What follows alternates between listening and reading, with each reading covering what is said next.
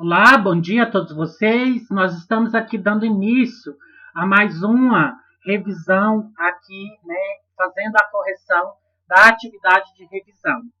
Eu vou aqui lendo com vocês as atividades e vou explicando aí as questões. Então eu vou esconder agora a minha imagem e vocês irão escutar somente a minha voz, ok? Então, meus queridos, vou dar início então à correção da atividade de revisão, trazendo aqui a primeira pergunta sobre explique o que foi a Guerra Fria. Então, a primeira pergunta aqui, ela está falando, está se referindo a você fazer esse comentário com relação à Guerra Fria, que foi uma disputa pela superioridade mundial entre os Estados Unidos e a União Soviética, após a Segunda Guerra Mundial.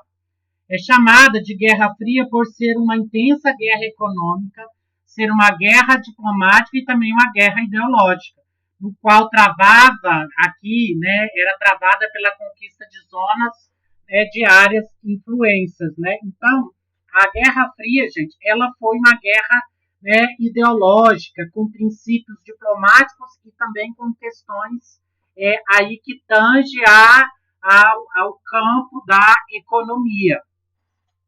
Depois nós temos então a pergunta de número 2. Cite 2 conflitos bélicos do período da Guerra Fria. Então nós temos aqui 2 conflitos importantes que surgiram durante a Guerra Fria. Então os 2 conflitos importantes no período da Guerra Fria, gente, foi a Guerra da Coreia e a Guerra do Vietnã, que foram então esses 2 fatores importantes que aconteceram aí, que foram desencadeados pela Guerra Fria. Como eu disse para vocês, lá na explicação do conteúdo, quando houve a Guerra Fria, ela foi uma guerra que tinha como princípio ideológico. Então, ela não foi uma guerra no qual os Estados Unidos e a União Soviética lutou entre si, mas ela financiou, ela colaborou aí para que outros países guerreassem. Depois nós temos então a pergunta de número 3, que é o seguinte: quais características marcam fortemente o relevo asiático? Na Ásia, gente, estão localizadas diversas cadeias de montanhas. Junto às grandes cadeias de montanha encontram-se os intensos planaltos e há também diversas extensões expressivas aqui de planícies, como, por exemplo, a planície da Mesopotâmia e as do Planalto, e as de Planalto. Foi o Planalto da Arábia, o Planalto do Irã e os vales do rio Indo, que contribuiu aí para que houvesse essas características com relação ao relevo asiático. Depois nós temos a pergunta de número 4. Qual razão de haver grande diversidade de climas na Ásia? Então, aqui agora nós vamos falar sobre os aspectos, sobre a diversidade climática aqui existente na Ásia. Então, gente, a Ásia, ela apresenta uma grande variedade de climas em decorrência de sua imensa extensão, fazendo com que as regiões do continente possam abranger uma grande quantidade de trópicos, bem como de climas e solos variados, fazendo com que grandes aspectos variados possam ser observados. Então, nós podemos aqui citar essa grande variedade devido à decorrência da imensa extensão das regiões do continente aqui asiático. Depois, nós temos então a pergunta de número 5. Explique a predominância da vegetação hiperxerófila na Austrália. Então, é para a gente falar sobre esse tipo de vegetação, chamada então de vegetação hiperxerófila, que é muito comum aqui na Austrália. E a Austrália, gente, ela apresenta características físicas que proporciona o surgimento, bem como a predominância do tipo de vegetação denominada hiperxerófila. Estas mesmas vegetações estão presentes de forma predominante em decorrência do solo do tipo raso, no local estão determinado, promovendo tal desenvolvimento aqui vegetativo. Então, gente, a vegetação aqui na Austrália é muito característica, essas hiperxerófitas, né, que são vegetações que estão predominantes em decorrência, né, aí de solos do tipo raso, né?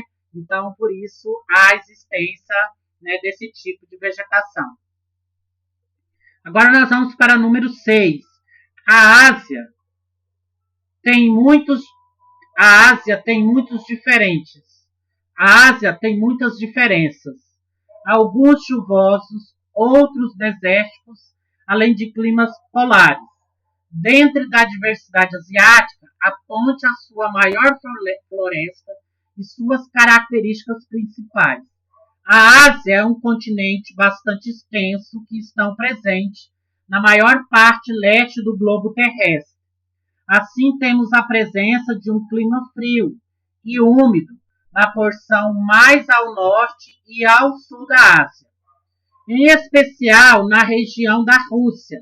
Além disso, ainda temos um clima bastante seco e quente na porção central da Ásia, tendo em vista a proximidade com a linha do Equador.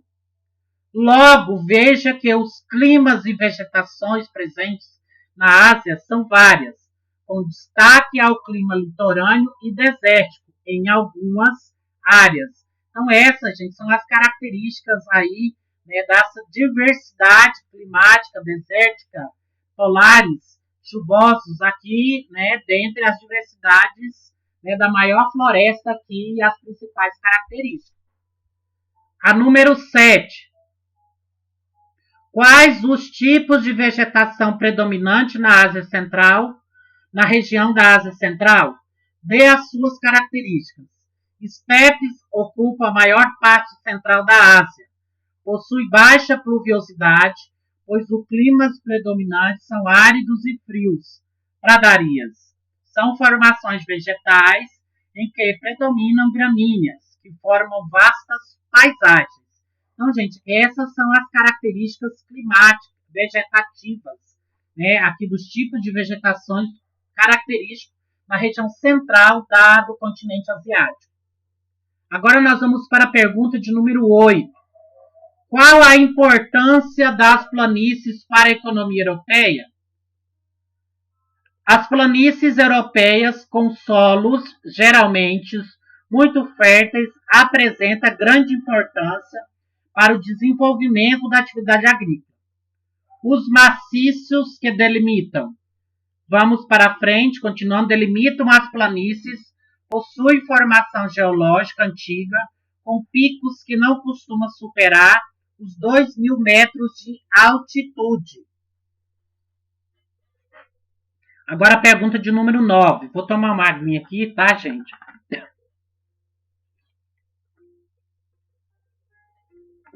Pergunta de número 9. De maneira geral,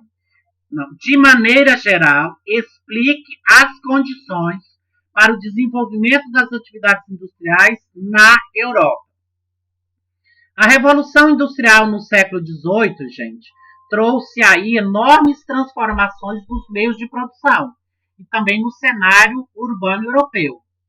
A ascensão industrial substituiu as manufaturas e a produção artesanal e acentuou o aumento da produção de mercadorias e a crescente busca por mercados consumidores. Número 10. Tomando como exemplo os europeus, explique a importância da pesquisa e do desenvolvimento. Então, nós vamos falar aqui sobre a importância da pesquisa e do desenvolvimento aqui, né, para a Europa. Tanto a pesquisa, gente, como a pintura rupestre são formas de deixar registrado como era a vida de um determinado grupo. Por exemplo, através do desenvolvimento, pode-se saber mais sobre como era o dia a dia, a cultura de um povo, e etc. Então, daí a importância, né, aqui dos estudos, né, para a história dos europeus.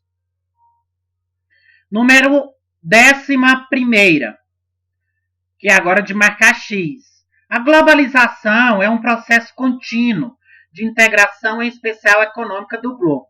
Para tal, torna-se necessário a disponibilidade de ferramentas que permitem a organização das redes e dos fluxos entre as diferentes regiões do mundo. Desse modo, pode-se apontar que a globalização está amparada no, letra A, protecionismo. Espera só um momentinho, gente, que eu deixei aqui o WhatsApp ligado. Eu tinha deixado o WhatsApp ligado, gente, desculpa. Letra A, protecionismo econômico praticado pelos países desenvolvidos. B, desenvolvimento dos meios de transporte e de comunicação. C, emprego de técnicas tradicionais de produção como o Fordismo. D, comprometimento com o desenvolvimento sustentável das nações. E, processo industrial altamente concentrado nos países emergentes. Resposta correta, letra B, desenvolvimento dos meios de transportes e de comunicação.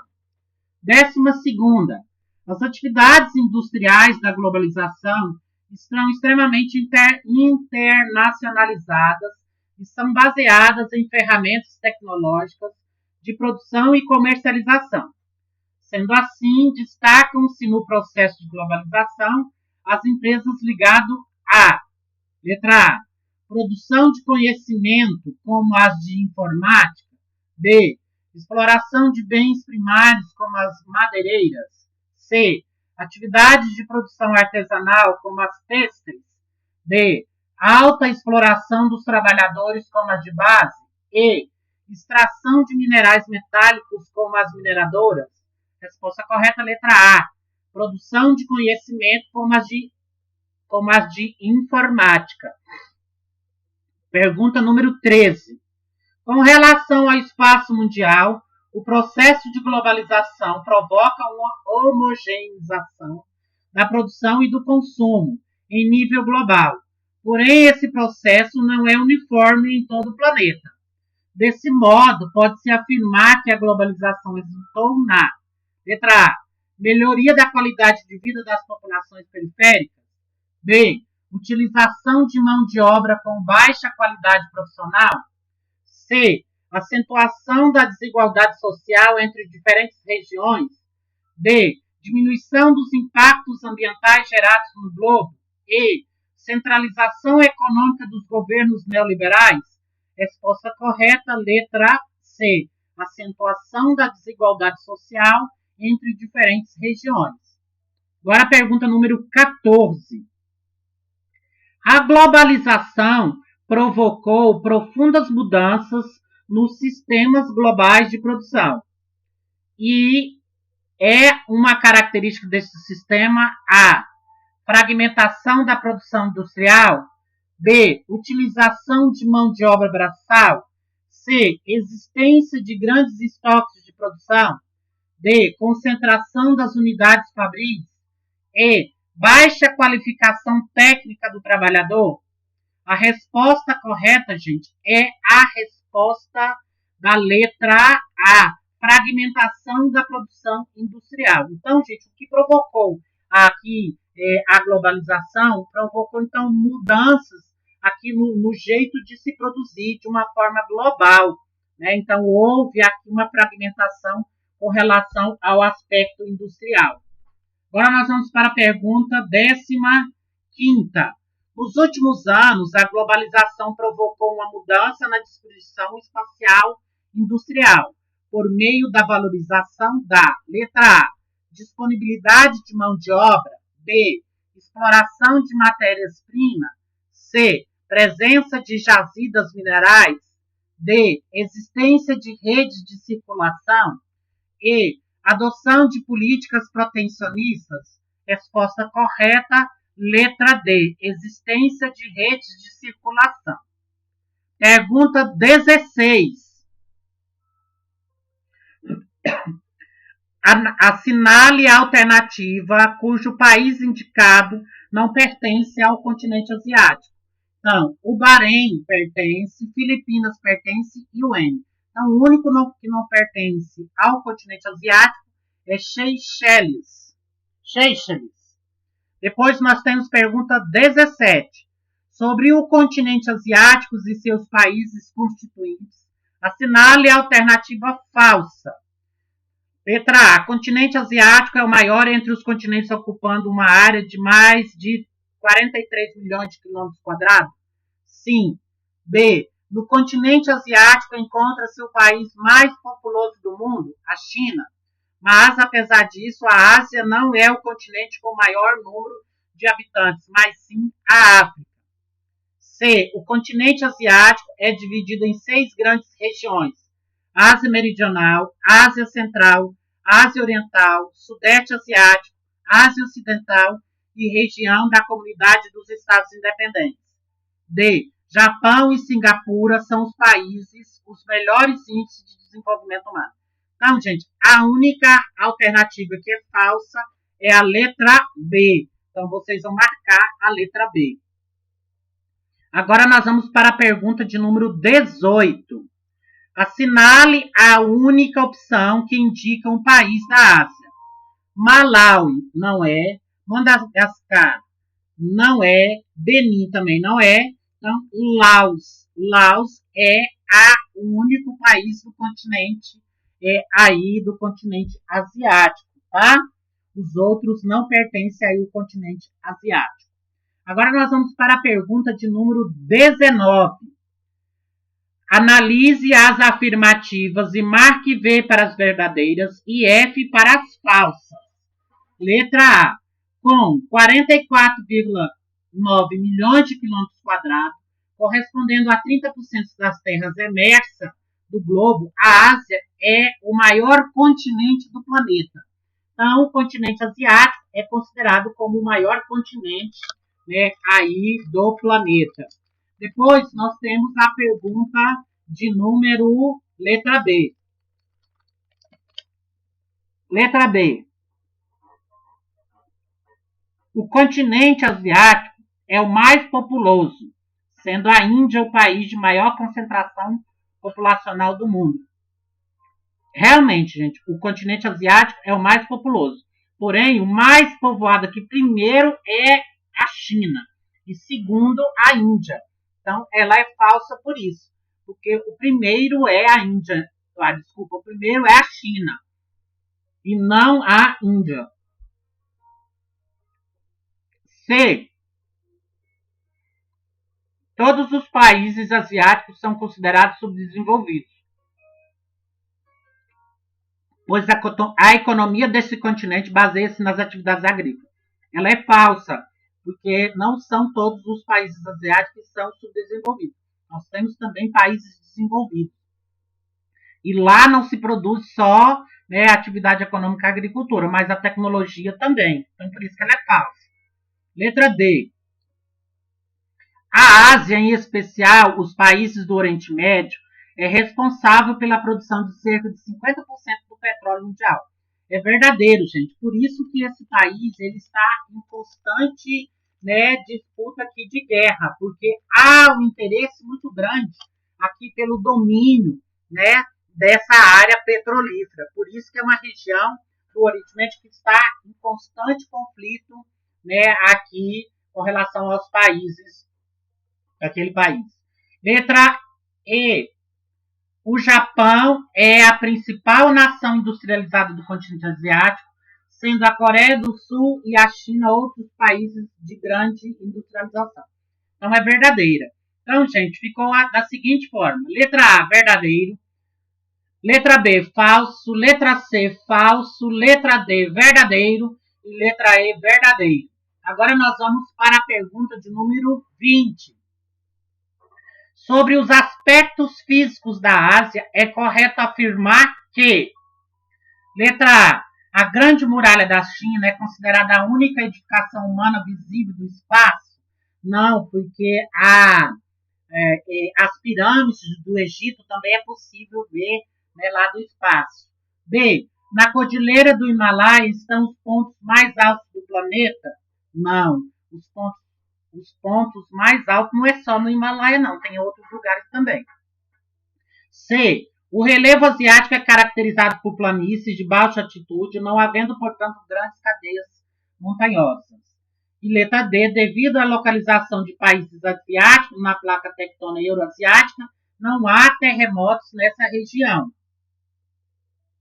Os montes Urais, o Mar Cáspio e as montanhas do Cáucaso são uma das divisas naturais do continente asiático e do continente europeu. Então, gente, o que vocês acham que está certo? É a letra, aqui está marcado C, mas é a letra, está marcado C e D, porém é a letra C, tá? Vocês vão marcar, então, a pergunta número letra C. Aí, gente, lembrando, aqui tá 2, mas lembrando que sempre quando houver uma questão de marcar X, vai ser somente uma verdadeira, tá? Aqui é porque foi um erro, né, de percurso do professor muito desatento, né? E aí fez isso aí, mas isso não vai acontecer das próximas vezes, tá ok? Então agora eu vou voltar a minha imagem, tá? Aqui para dizer tchau para vocês, fiquem com Deus. Qualquer dúvida, qualquer coisa, vocês podem recorrer a mim. Eu estarei aqui para sanar as dúvidas de vocês, né? Lembrando que logo, logo nós estaremos chegando aí a semana de prova. Então, qualquer dúvida que apresentar aqui com vocês, né, ao longo do estudo que vocês estiverem fazendo para a prova, né, vocês podem me procurar, que eu estarei sanando aí as dúvidas de vocês, estarei atendendo aí, né, os questionamentos que vocês forem trazendo. Tá ok? Quero terminar então essa aula deixando para vocês aquele grande abraço. Fiquem com Deus e até a próxima videoaula.